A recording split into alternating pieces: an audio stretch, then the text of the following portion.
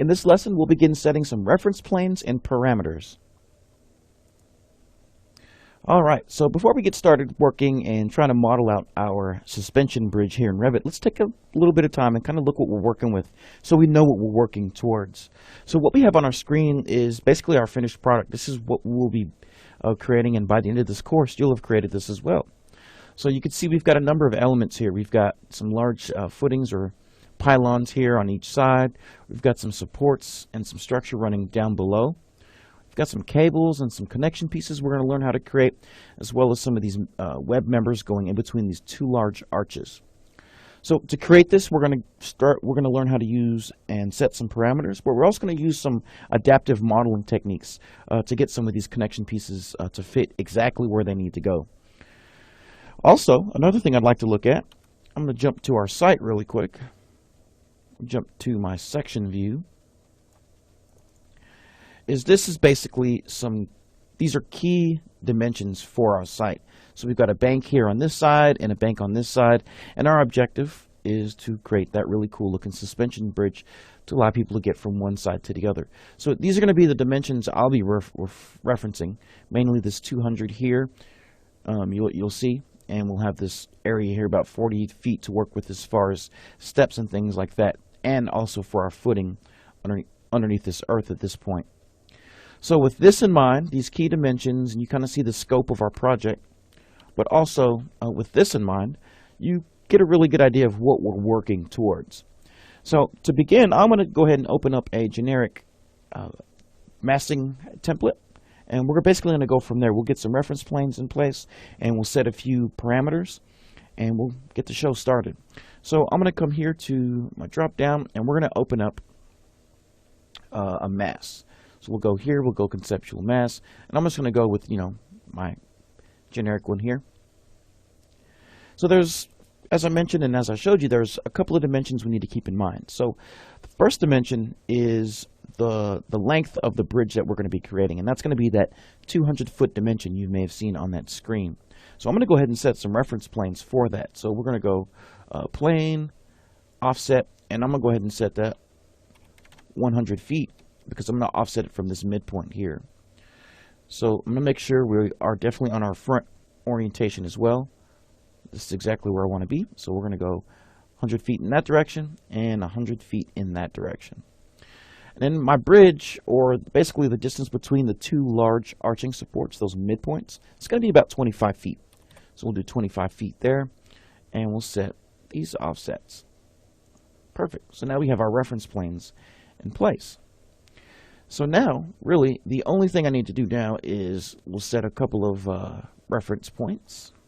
I'm going to make sure I set level 1 as my reference. And we'll jump to this top view, go with the reference point, and I'm just going to place these reference points and snap them into place here at these intersections. And in reality, I probably don't need that middle one there at the top. So I'm going to go ahead and place this last one. Escape out of the command, we'll get rid of this one here. Really, all we need are these three. So now, I'm going to jump back to my 3D view here. And things are kind of really starting to take shape here. So, how this looks right now, basically, we've got the length of our bridge, 200 feet, and our large supports are going to be about 25 feet apart. So now the next thing I'm going to do is I'm going to set a couple of parameters, get those in place so that we can create this model that's going to be adaptive and flexible and it's got some intelligence to it.